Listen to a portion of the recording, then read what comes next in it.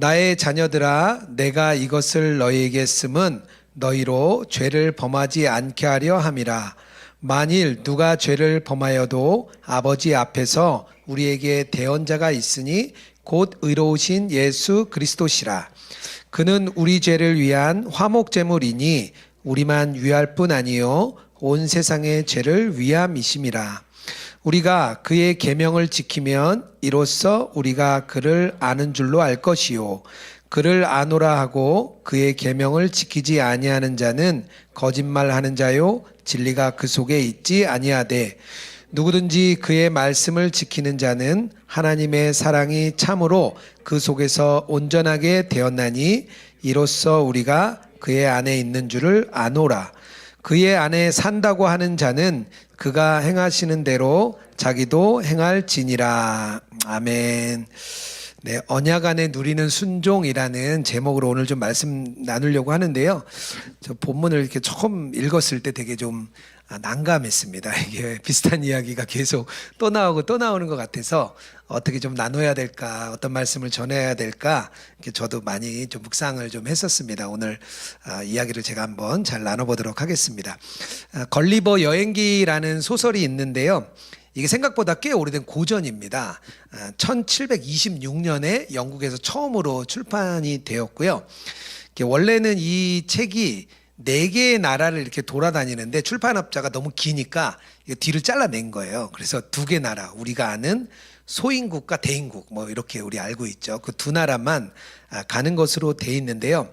원래 뒤쪽에 3번째 나라는 날아다니는 나라입니다. 사람들이 이렇게 날아다니는 나라. 그래서 눈이 앞에 하나 있고 위에 달려 있어요. 그러니까 눈이 다르게 달려 있고요. 4번째 나라는 말이 이성적인 나라예요. 그리고 인간은 굉장히 동물과 가축 같아요. 그래서 말들은 아주 이성적이고 철학적인 대화를 나누고 인간은 아주 굉장히 이제 탐욕적인 그런 동물로 모사하는 게 4번째 나라입니다. 이 책의 내용이 어쨌든 계속 보면요. 이 저자는 인간의 그런 탐욕, 죄성 이런 거를 좀 이렇게 이야기하고 싶었던 거예요. 가는 나라마다 뭐 예를 들면 왕도 있고 귀족도 있고 왕족도 있는데 다들 그 속에는 전부 다 그 죄로 가득한 그런 모습이에요. 그것을 우리 걸리버 여행기에서 이렇게 전하고 있습니다. 그러니까 오늘 1장 이어지는 2장 본문이요. 죄에 대한 이야기를 계속 하고 있습니다. 그리스도인은 죄와 끊임없는 관계 속에서 살아가고 있죠. 그런데 우리 사도 요한이 이 편지를 쓴 목적은 아주 명확하게 나와 있습니다. 1절에 뭐라고 돼 있죠?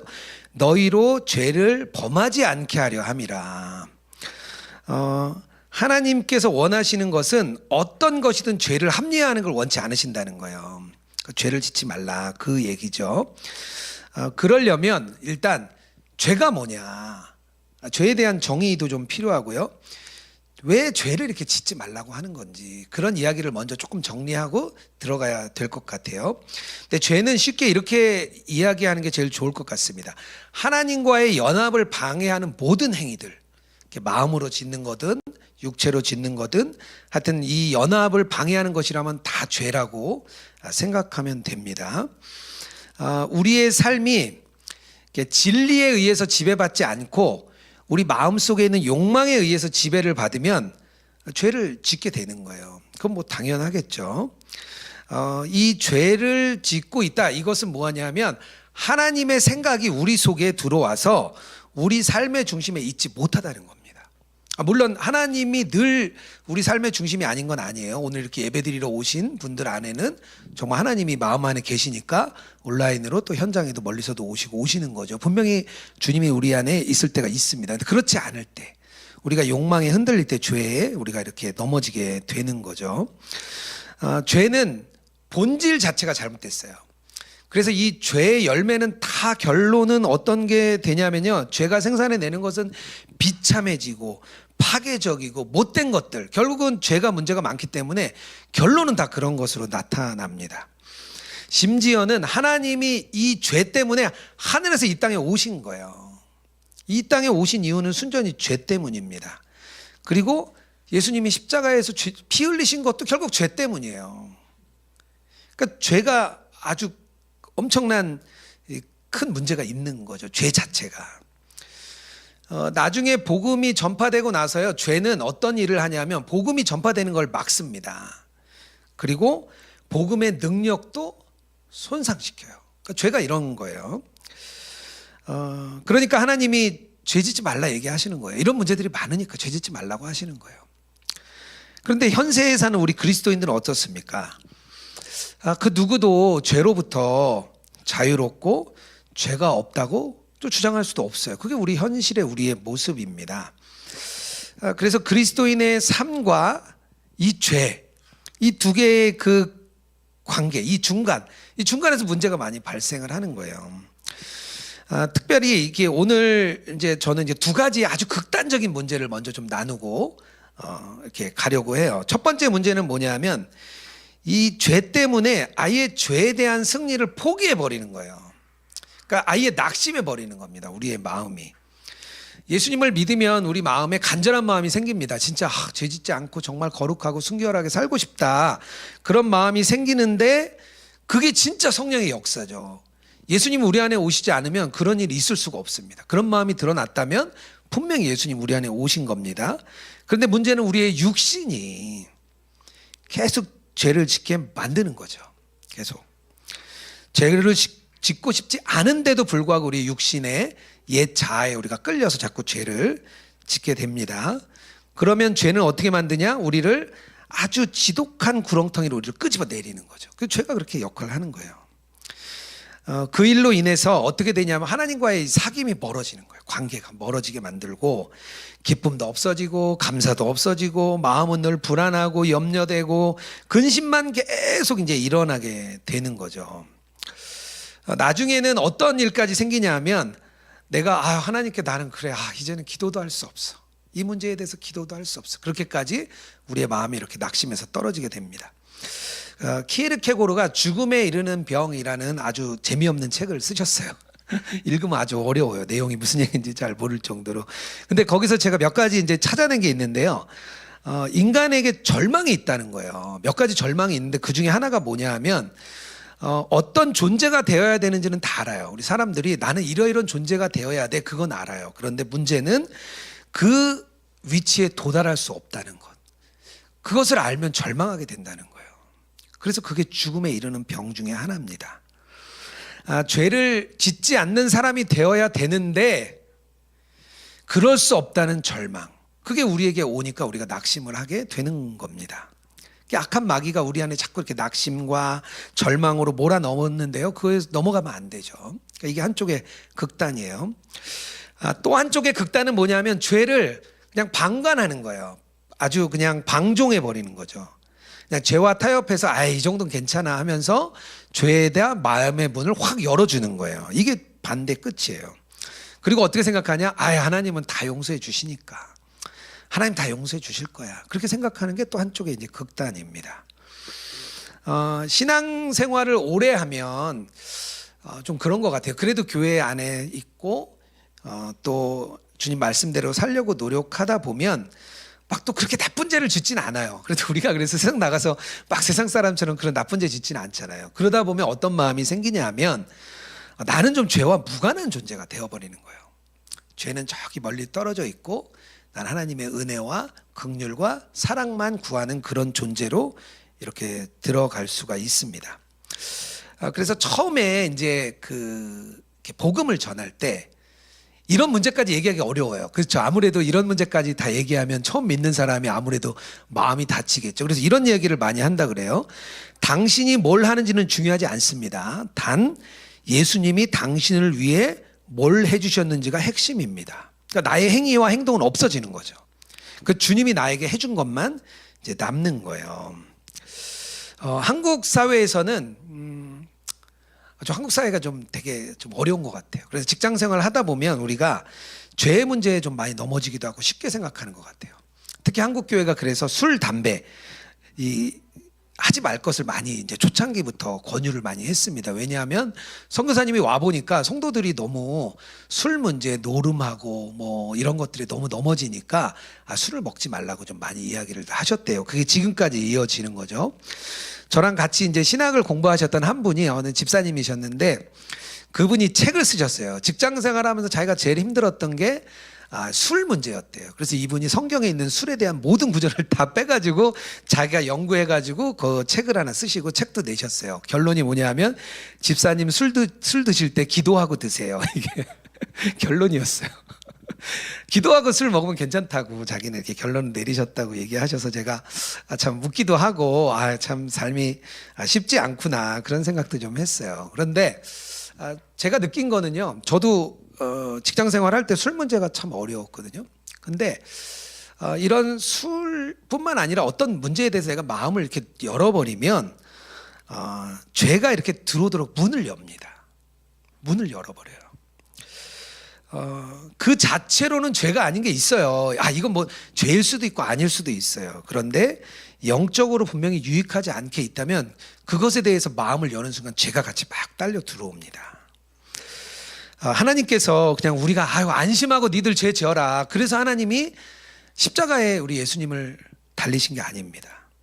그런 사람들을 위해 속죄의 은혜를 주신 게 아니라 정말 죄 짓고 싶지 않은 그 갈망이 있고 하나님 계명대로 살고 싶은데 안 되는 사람들, 진짜 막 갈망이 있는데 그게 안 되는 거예요. 하나님은 그런 분들을 위해서 십자가에 완전한 은혜를 주신 거예요. 그것을 우리가 잊으면 안 됩니다. 그렇다면 이 낙심과 이 방종, 이 두 사이에 균형이 필요하겠죠. 우리가 죄의 극단의 문제에서 균형이 필요한데요. 오늘 사도 요한은 오늘 말씀을 통해서 두 가지의 중요한 이야기를 던져줍니다. 하나는 언약이고요. 하나는 명령입니다. 두 가지의 말씀을 전해주세요. 첫 번째로는 죄에 낙심한 사람들을 위해서 하나님의 언약을 말씀해 주십니다. 1절 하반절이에요. 만일 누가 죄를 범하여도 아버지 앞에서 우리에게 대언자가 있으니 꼭 의로우신 예수 그리스도시라. 그는 우리 죄를 위한 화목제물이니 우리만 위할 뿐이 아니요 온 세상의 죄를 위하심이라. 1절 하반절과 2절에는 분명히 죄를 지어도 낙심하지 말 것을 말합니다. 그리고 그 해결 방법이 그리스도 예수라고 이야기를 해주고 있습니다. 오늘 사도 요한의 말씀이에요. 그러면서 사도 요한을 뭐라고 부르냐면 대언자라고 불러요. 대언자. 그래서 이게 원어로 보니까 그 보혜사 파라클레토스라는 그런 단어더라고요. 예수님을 대언자라고 얘기했어요. 이제 보통 보니까 신약 성경에는 이 대언자 파라클레토스가 한 5번 정도 나오는데요. 이 요한일서에서만 예수님을 파라클레토스라고 얘기를 하고 요한복음에 4번 나오는데 여기서는 성령님을 파라클레토스라고 이야기를 합니다. 그러니까 도와주는 사람, 변호사 이렇게 생각을 하시면 되는데요. 예수님이 우리의 대언자시고 성령님도 우리의 대언자시면서 우리를 도우시는 분이다. 그게 오늘 이야기하는 겁니다. 죄가 아주 활동력이 강하고 아주 강력합니다. 그래서 그 죄에 무너져 있는 사람들에게 보여주시는 게 하나님의 언약이에요. 언약. 요즘 말로 말하면 계약이라고 말하면 좀 쉬울 것 같아요. 그래서 이게 누구와 맺은 계약이냐면 하나님과 우리가 맺은 계약입니다. 이것을 언약이라고 성경에서는 표현을 합니다. 하나님과 우리가 이제 계약서를 맺은 거죠. 그리고 그 언약을 이제 하나님이 보증해 주시기 위해서 예수님을 보내주셨다는 거예요. 약속은 이거예요. 되게 간단해요. 하나님은 우리의 하나님 되고 우리는 그의 백성이 된다. 또 하나는 하나님은 나의 아버지 되고 우리는 그의 아들이 된다. 이게 하나님의 언약입니다. 이게 언약이에요. 그래서 구약 시대에는 언약을 맺을 때 어떻게 했냐면 짐승을 잡았어요. 피를 내고 짐승을 반으로 쪼갰습니다. 그리고 반으로 쪼개고 양쪽에 짐승을 쭉 깔아놨어요. 그리고 둘이 그 사이를 이렇게 지나갔습니다.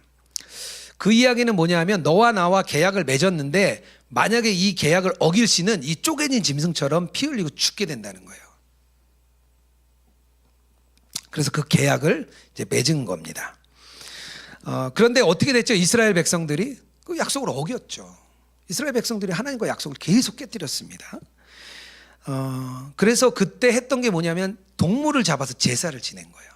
제사장들은 예전에는 저처럼 이렇게 설교를 한 게 아니라 동물을 갖고 오면 죽여서 태우는 일을 했어요. 행위의 이 제사장이었습니다. 그 일을 했던 거예요. 그리고 나중에는 예수님이 우리를 대신해서 제물이 되시고 언약을 깨뜨린 우리들을 위해서 예수님이 새 언약을 만들어 주신 거예요. 그 피로. 왜냐하면 피가 생명이거든요.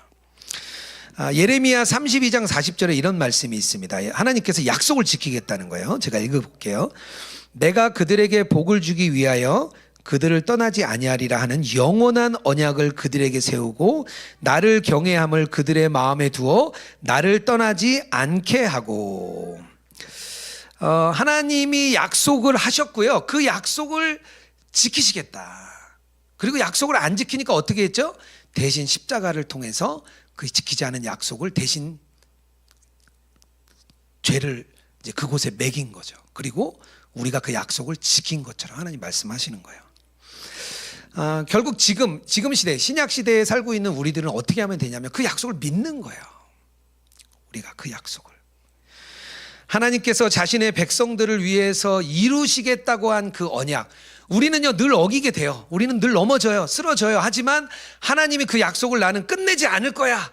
그러면서 예수님을 우리의 대언자로 우리의 그 약속을 지키는 보증으로 세워주신 거예요. 우리는 그거를 믿으면 되는 거예요. 사무엘상 21장에 보면 다윗이 사울 왕을 피해서 막 도망갈 때입니다. 도망 다니다가 어디로 가냐 하면 그 이제 적국이죠. 블레셋 적국인 가드에게 갑니다. 가드 왕에게 가요. 어쩔 수 없이 도망을 간 거예요. 근데 문제는 갔는데 가드 왕과 신하들이 자기를 알아보는 거예요. 그래서 다윗은 사울은 천천히요 다윗은 만만이라 그런 사람입니다 얘기를 하니까 다윗이 너무 무서웠어요. 그래가지고 거기서 어떻게 하죠? 막 미친 척하고 침을 흘리고 그러면서 겨우 빠져나갑니다. 그리고 간 게 어디냐면 광야로 가요. 너무 갈 곳이 없어서 아둘람 굴이라는 곳에 이렇게 숨어 있었어요. 그게 다윗의 상태였어요. 근데 그때 하나님이 어떻게 하시냐면 사무엘상 22장 2절이에요. 제가 읽어볼게요. 환난 당한 모든 자와 빚진 모든 자와 마음이 원통한 자가 다 그에게로 모였고 그는 그들의 우두머리가 되었는데 그와 함께한 자가 400명가량 되었더라. 낙심한 400명이 다윗에게 모여듭니다. 마치 우리 모습 같아요. 죄로 인해 넘어지고 쓰러지고 자빠지고 난 안 되나 봐. 그런 마음을 가진 사람이 보니까 다윗이 있는 거예요. 다윗에게 막 사람들이 찾아간 겁니다. 뭐 낙심한 사람들이라고 나오잖아요. 원통한 사람들이라고 나오잖아요. 아마 뭐 밤새 막 그런 원통함을 얘기했겠. 너는 뭐냐? 너는 왜 그러냐? 막 얘기를 막 했을 것 같아요. 그냥 먹을 것도 없고 잘 곳도 없고 그곳에서 서로 이야기 나누며 있었을 것 같아요. 근데 이 낙심하고 원통한 400명의 사람들이 결국에는 다윗의 중요한 핵심 지휘관들이 됩니다. 그리고 함께 전쟁을 거듭거듭 하면서 이들은 아주 뛰어난 장수로 변화됩니다. 이 낙심한 사람들이요. 그리고 사무엘하 7장 1절에 하나님이 다시 나타나서 다윗에게 이렇게 말합니다. 내 집과 내 나라가 내 앞에서 영원히 보존되고 내 왕위가 영원히 견고하리라. 하나님이 다윗에게 나타나서 다윗과 다윗의 백성들에게 언약을 다시 한번 확증해 주십니다. 제가 이번 주에 이렇게 외부 모임을 좀 다녀왔습니다. 예수동행 이렇게 전하고 이렇게 뭐 서로 간증도 하고 되게 좋았어요. 그런데 이제 마지막에 제가 이제 말씀을 전하고 같이 이제 식사하는 시간을 가졌는데요. 저랑 함께 앉으셨던 한 분이 제가 이렇게 나눴던 말씀에 좀 마음에 좀 걸림이 있으셨던 것 같아요. 그래가지고 저에게 이제 좀 불편한 얘기를 좀 이렇게 하셨어요. 그래서 식사 자리가 되게 굉장히 난감해졌습니다. 그래서 저도 어렵고 그분도 어렵고 서로 마음이 되게 어려웠어요. 그래도 뭐 일단은 제가 죄송하다고 말씀을 드리고 이제 사과를 좀 했습니다. 만약에 제가 전한 이야기가 오해가 있다면 좀 그렇지 않은 것 같습니다. 이렇게 이야기를 잘 나눠서 그래도 이렇게 잘 마무리가 됐습니다. 집에 오는 길인데 차 안에서 되게 마음이 낙심이 되는 거예요. 저도 나름대로 시간을 빼서 그곳에 가서 전하고 했는데 내가 뭐 한 거지 뭐 그런 생각도 들고 괜히 간 건가 막 그런 마음도 들고 마음이 막 되게 복잡했어요. 그분도 복잡했겠지만 저도 마음이 많이 막 복잡했습니다. 마음이 막 정리가 안 되는 거예요. 우리 배운 게 있잖아요. 그래서 뭐 나는 죽었습니다. 고백을 했어요. 주님 저는 죽었습니다.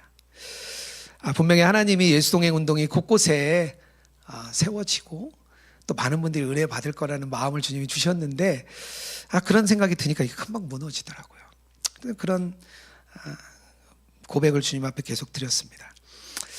그런데 이제 생각이 난 게 하나 있었어요. 뭐냐 하면 그 전주에 이제 저희가 제자훈련을 시작했는데 제자훈련 때 요즘 받는 은혜가 뭐냐 이제 그걸 나누는 시간이 있었습니다. 근데 저는 어떤 나눔을 했냐면요. 제가 말실수가 많은데 그리고 또 그런 일이 여러 번 있었는데 하나님이 덮어주신 게 제가 참 되게 감사하다. 그런 이제 은혜를 제가 나눴어요. 저의 실수들을 하나님이 덮어주시는 것. 왜냐하면 가만 생각해 보니까 만약에 주님이 저를 덮어주시지 않았다면 저의 죄의 문제, 저의 말, 저의 실수들 하나님이 덮어주시지 않았으면 제가 목회자가 되는 건 둘째 치고요. 여기서 목회할 수도 없죠. 나가서 설교할 수도 없죠. 하지만 하나님이 이렇게 덮어주셨기 때문에 내가 여기까지 왔고 지금도 가고 있다. 그걸 이렇게 은혜를 나눴어요. 근데 그게 생각이 난 거예요. 이번에도 마찬가지구나. 결국에는 저에게는 늘 실수가 있고 또 이렇게 말도 잘못 전하기도 하고 문제가 있는데 하나님이 늘 덮어주시는구나. 그래서 기도를 드렸어요. 하나님 이번에도 좀 잘 덮어주시기를. 마음 상한 그분에도 또 제 마음도 하나님이 이렇게 잘 덮어주시기를 이렇게 기도를 했습니다. 앞으로도 이제 계속 다니게 될 수도 있겠죠. 그럴 때 하나님이 제 입술을 잘 지켜주시기를 기도했습니다. 하나님이 이렇게 낙심한 사람들을 그냥 두지 않으세요.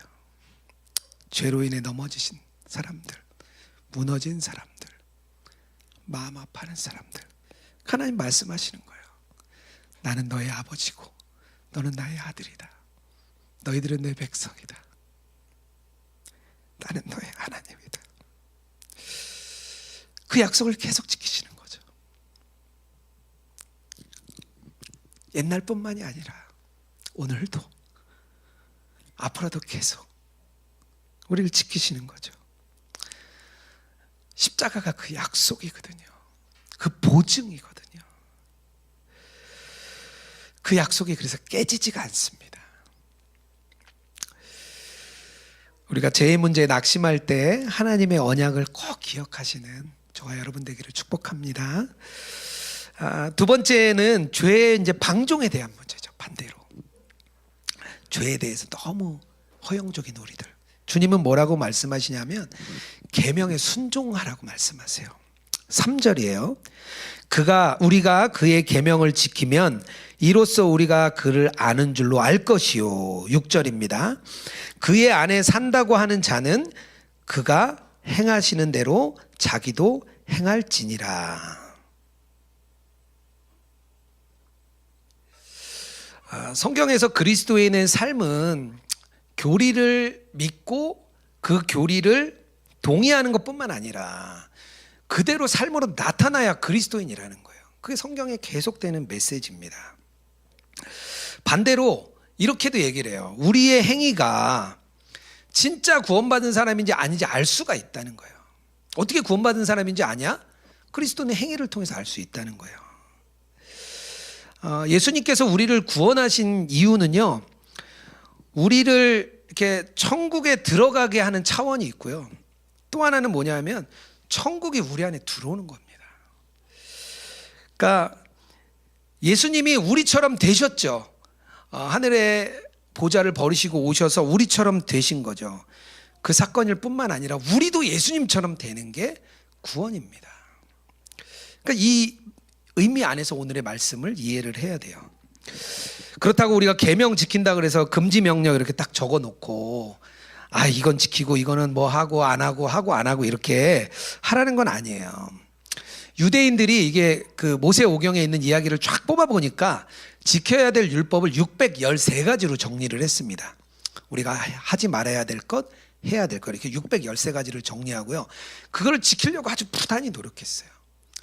또 그거를 또 해석을 해야 되잖아요. 이게 무슨 말씀인가를 해석해야 되니까요. 이 말씀 613가지의 말씀이 도대체 무슨 뜻인지 그러니까 안식에 일을 하지 말라고 이야기하면 어디까지 일을 안 하는 건지, 화분에 물을 주는 게 일을 하는 건지, 요즘으로 따지면 엘리베이터를 타는 게 일을 하는 건지, 뭐 이런 거를 다 정해야 되니까요. 옛날부터 그거를 탈무드, 미시나 해가지고 막 계속 정했어요. 그러니까 어떻게 돼요? 지킬 게 너무 많아지는 거예요. 지켜야 될 게 너무 많아져요. 요즘에 뭐 그렇다 그래요. 이제 그 유대인들이 엘리베이터를 타는 건 괜찮은데 버튼은 누르면 안 된대요. 그래서 이제 개발해 낸 게 호텔 같은 데 어렵잖아요. 그러니까 전층마다 다 쓴대요. 안식일에는. 그러니까 아무나 탔다 내렸다 누르진 않아도 되니까요. 그런 것들을 지키려고 아주 막 노력을 한 거예요, 이분들이. 근데 예수님이 뭐라 그러시죠? 율법주의자들을 아주 싫어하셨죠. 막 독사의 자식들아, 막 이렇게 얘기를 하시죠. 계명을 지킨다는 것은요, 하나님을 기쁘게 해드리는 데 목적이 있습니다. 내가 이 계명을 지킴으로 해서 하나님이 기뻐하시겠지라는 목적을 가지고 지키는 겁니다. 그게 아니면 계명을 지키는 건 의미가 없어요. 예전에는 우리가 그리스도 밖에 있을 때는 이 죄인들의 행위는 하나님하고 연합하는데, 하나님과 연합해지는 데 있어서 아주 걸림돌이 됐습니다. 그런데 이 구원을 받고 난 뒤에 우리의 행위는 믿음을 온전케 하는 통로가 됩니다. 그러니까 행위 자체에 대한 존재가 바뀐 거죠. 완전 달라진 거예요. 완전 우리는 다른 사람이 된 겁니다. 그래서 우리 그리스도인들이 가져야 될 소망이 있는데 어떤 거냐 하면, 우리가 예수님처럼 되고 싶어야 돼요. 예수님은 어떻게 생각하셨고, 예수님은 어떤 감정을 갖고 계셨고, 예수님은 어떻게 행동하셨고, 그러니까 예수님처럼 되고 싶은 마음이 있어야 돼요. 그리고 우리가 예수님처럼 행동해야 돼요. 그게 그리스도인의 삶입니다. 시편 1편 2절이에요. 오직 여호와의 율법을 즐거워하여 그의 율법을 주야로 묵상하는 자로다. 그러니까 이 율법을 이제 율법주의로 흐르는 게 아니라, 이 율법이 기쁨으로 막 지키니까 이 율법이 우리에게 오면 어떻게 되는 능력이 됩니다. 그때부터는 힘이 돼요. 예수님이 이 땅에 오신 목적이 여러 가지 있지만요, 뭐 구원을 위해 오셨죠. 그런데 하나의 예수님의 목적이 뭐냐면 말씀에 그대로 순종하기 위해 오셨습니다. 보여주려고. 삶으로 사는 건 이런 거야. 예수님이 그걸 보여주고 싶어서 오신 거예요. 그 예수님의 이 땅에 오신 목적 중에 하나입니다. 제가 시카고에 그 세미나를 하러 갔는데요. 거기에 무디 신학교가 있더라고요. 이제 D.L. 무디 목사님이 세운 이제 신학교가 거기에 있었습니다. 거기서 나온 무디 주석이 있는데요. 그저 좋아요. 제가 뭐 그걸 판매하는 건 아닌데 단권짜리 주석인데 이거 좋습니다. 그래서 한 권 정도는 이렇게 사셔서 성경 읽을 때 그거 읽어보시면 이해가 아주 빨라요. 그 무디 주석이 되게 좋아요. 이 무디 목사님이 참 미국에 획을 긋는 그런 사역을 했죠. 그런데 무디 목사님의 성경책에 보면 T 또는 P, 어떤 데는 T만 써 있고 어떤 데는 T와 P가 다 써 있는 그런 구절들이 성경 곳곳에 막 있더래요. 그래서 이게 나중에 보니까 뭐냐 하면 T는 테스트입니다. 이 말씀을 테스트해 보는 거예요. 그리고 그 말씀이 응하였다, 그러니까 말씀이 입증됐다, 그럼 P를 썼대요. 그러니까 이 무디 목사님은 이 말씀이 진짜 맞는지 순정해 보고 그것대로 정말 이루어지는지를 계속해서 아마 시험해 보셨던 것 같아요. 좀 되게 귀하시죠. 무디 목사님이 1886년에 학생 선교 자원운동이라는 걸 열었습니다. 그래서 많은 대학생들이 막 전국에서 와가지고요, 이제 그 집회를 했어요. 그리고 많은 대학생들이 그때 선교사로 서원을 합니다. 그리고 그 중에 초기 한국 선교사님들이 다 거기서 나왔어요. 한국에 그분들이 1880년대, 90년대 한국에 와서 한국의 복음이 전해지는 역할을 했습니다. 이 무디 목사님의 계명에 대한 순종이 한국까지 온 거예요. 지금 이 땅까지 그 목사님의 성경의 T와 P를 끊임없이 쓰면서 말씀에 순종하려고 막 애썼던 그게 지금까지 온 겁니다. 그 말씀에 대한 순종의 역사예요. 2012년에 예수동행 운동이 처음 시작됐습니다.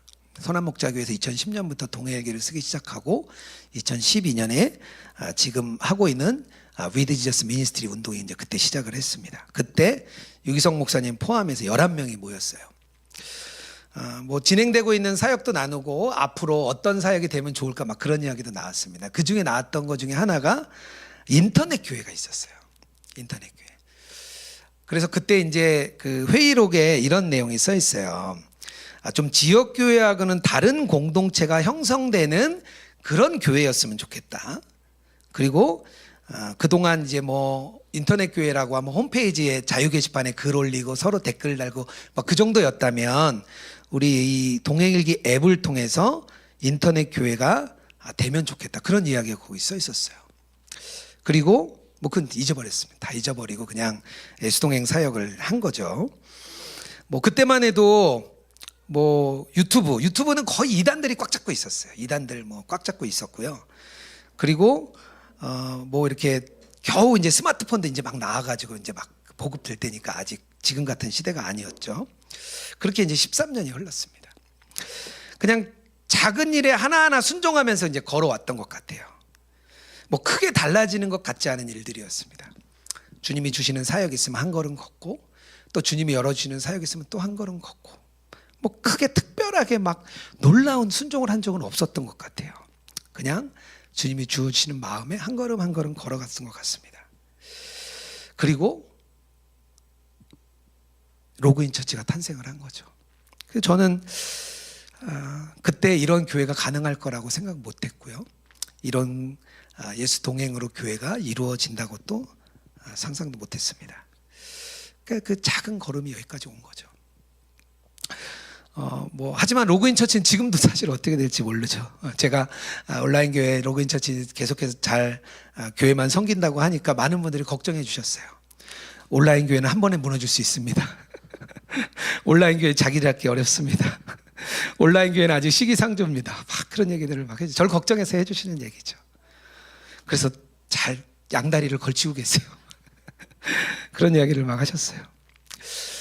잘 양육까지 받으신 분이 진짜 카톡 나가시고 전화 안 받으시니까 진짜 연락할 길이 없더라고요.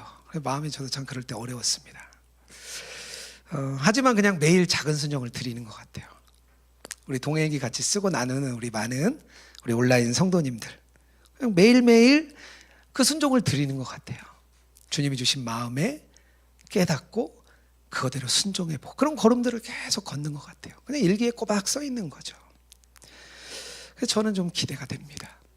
하나님이 어떻게 일하실지 또 우리의 작은 순종들 말씀에 한 걸음 한 걸음 걸어 나가는 그 순종들을 하나님이 어떻게 보실지 저는 기대가 됩니다. 그날을 좀 기다려요.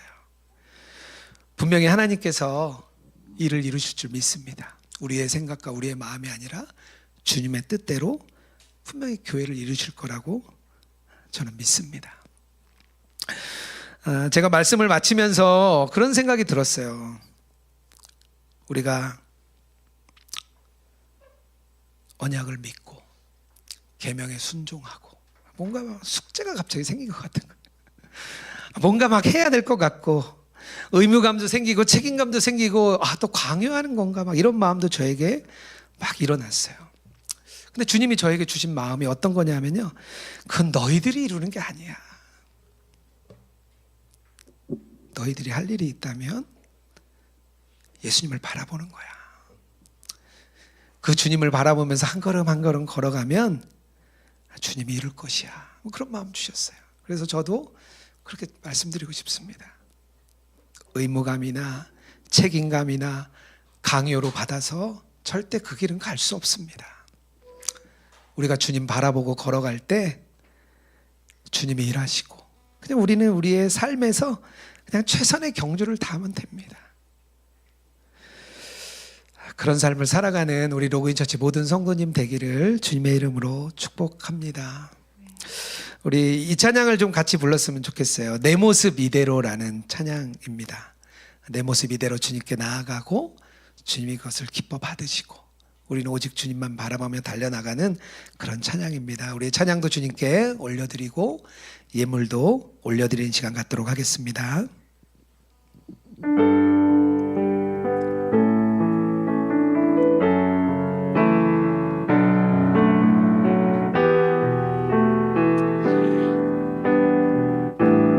내 모습 이대로 사랑아 연약함 그대로 사랑하시네 나의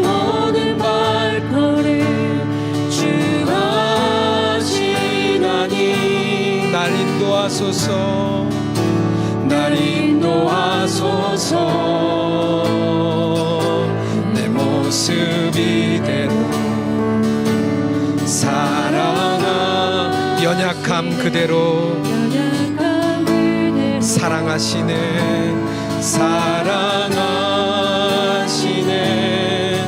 나의 모든 발걸음 주가 하시나니. 날 인도하소서. 주의 날개 아래 거하는 것, 주의 임재 안에 거하는 것, 임재 안에 거하는 것. 나의 가장 큰 소망, 나의 가장. 주와 함께 동행하는 일, 주와 함께 동행하는 일.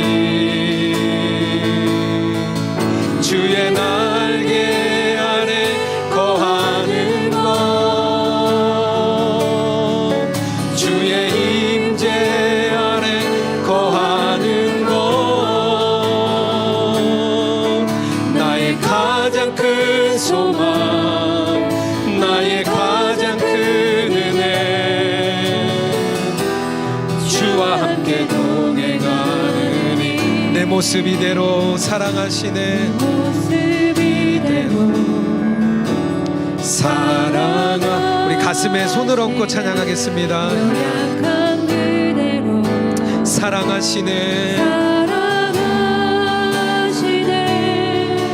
나의 모든 발걸음 주가 하시나니.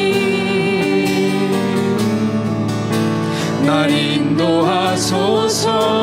주의 날개 아래, 주의 날개 아래 거하는, 주의 임재 안에 거하는 것, 주의 임재 안에 거하는 것. 나의 가장 큰 소망, 가장 큰 소망, 나의 가장 큰 은혜, 주와 함께 동행하느니. 주의 임재, 주의 날개 아래 거하는 것, 주의 임재 안에 거하는 것. 나의 가장 큰 소망, 나의 가장 큰 은혜, 주와 함께 동행하느니. 우리가 신앙생활하면서 가장 꺼내놓고 싶지 않고 이야기하고 싶지 않은 게 있다면 바로 죄입니다. 우리는 죄의 문제를 꺼내놓고 나누기를 가장 꺼려합니다. 우리의 연약함, 우리의 약함이 다 드러나기 때문입니다. 하지만 주님은 그 죄의 문제가 죄로 끝나지 않고 그 죄를 내가 덮는 은혜로 간다, 주님은 말씀하십니다. 그래서 우리가 죄의 문제를 꺼내놓고 주님 앞에 고백하는 일들은 하나님의 십자가의 은혜를 더 뜨겁게, 더 크게 우리가 맞이하는 일입니다. 우리가 어려운 이야기를 오늘 나누고 함께 말씀을 받았는데요, 우리 두 가지 기도 제목으로 기도하기 원합니다. 주님, 죄로 인해 낙심하거나 죄에 대해 방관하고 허용하지 않게 하여 주시옵소서. 하나님, 우리가 무너질 때 하나님의 약속을 신뢰하게 하여 주시옵소서. 죄에 대해 방종할 때 주의 말씀에 순종하는 삶으로 나아가는 저희들 되게 하여 주시옵소서. 하나님, 우리의 마음을 오직 주님 앞에 올려드리며 기도로 나아갑니다.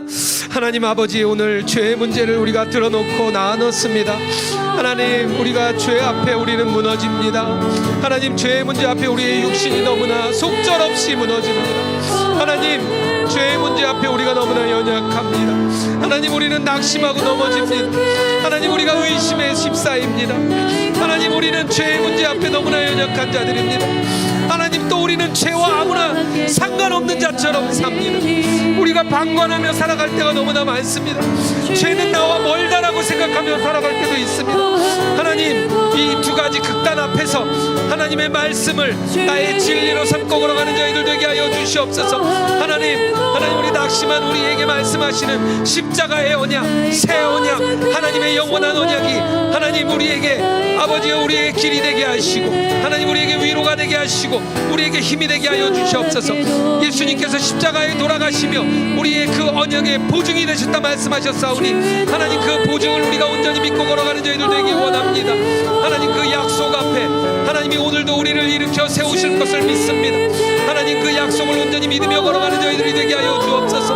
하나님 또한 우리가 계명에 순종하며 나아가기 원합니다. 하나님 이것이 우리에게 의무감이나 하나님 이것이 우리에게 책임감이나 강요가 아니라 하나님 우리가 기쁨으로 하나님 우리가 말씀을 지킴으로 인하여서 하나님이 기뻐하시는 것 그것을 위하여 말씀을 지키는 자 될 줄 믿습니다. 하나님 우리가 매일의 순종을 걷겠습니다. 하나님 우리에게 주시는 말씀에 순종하는 걸음을 한 걸음 한 걸음 걷겠습니다. 하나님 우리 로그인 처치가 하나님 온라인 교회 안에 세워주셨는데 하나님 우리의 순종의 걸음을 통하여 교회가 세워지게 하시고 온라인 땅에 많은 영혼들을 세우고 살리는 귀한 통로 되게 하여 주옵소서. 하나님 우리 온라인으로 오는 성도님들 한 명 한 명이 교회가 될 줄 믿습니다. 온라인으로 오는 성도님 한 명 한 명이 교회가 되게 하시고 그 교회를 통하여 영원한 생명이 흘러가게 하시고 주의 영원한 언약이 흘러가게 하시고 주님과의 동행이 실제가 되게 하시고 삶으로 살아내는 역사 하나님 우리 성도님들 한 분 한 분에게 있게 하여 주옵소서. 하나님 그 은혜가 충만히 임할 줄 믿습니다. 하나님 그 역사가 충만히 있을 줄 믿습니다. 하나님 우리 성도님들 한 분 한 분을 세워주시고 역사하여 주시고 은혜를 더하여 주시옵소서. 하나님 아버지 죄의 문제 앞에 넘어지고 쓰러지는 저희들을 고백했습니다. 낙심한 우리들을 주님 고백했습니다. 때로는 죄와 무관한 것처럼 살았던 저희들도 고백했습니다. 하나님 우리가 양쪽의 극단으로 걷지 않게 하시고 주의 말씀의 진리를 따라 바른 길을 걸어가는 저희들 되게 하여 주시옵소서. 우리가 무너질 때마다 우리에게 영원한 언약을 주신 새 언약의 보증 대신 예수 그리스도를 바라보며 일어나는 저희들 되게 하여 주시옵소서.